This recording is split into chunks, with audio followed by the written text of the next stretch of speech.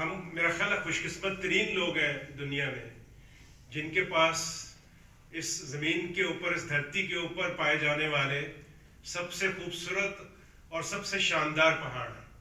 شاید دنیا کا کوئی ملک ایسا نہیں ہے جہاں پہ آپ کو 3 پہاڑی سلسلے آپس میں ملتے ہوئے نظر آئیں، اور ان پہاڑی سلسلوں میں دنیا کی 14 میں سے 5 بلند ترین 8000 میٹر کی چوٹیاں، اور شاید 1100 یا 102 7000 میٹر کی چوٹیاں، اور ہزاروں 5000 اور 6000 میٹر کی چوٹیاں کسی ایک ملک میں نظر آئیں.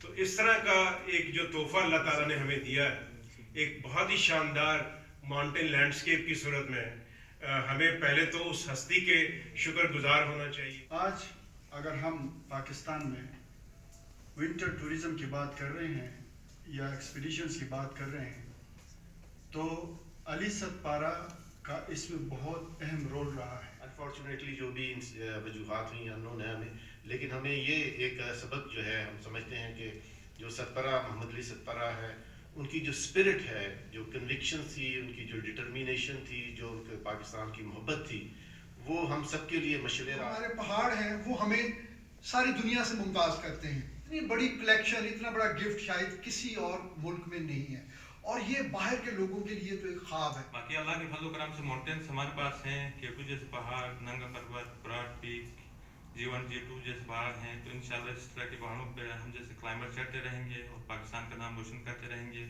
اور آخر میں پھر سے پاٹو اور البین کلب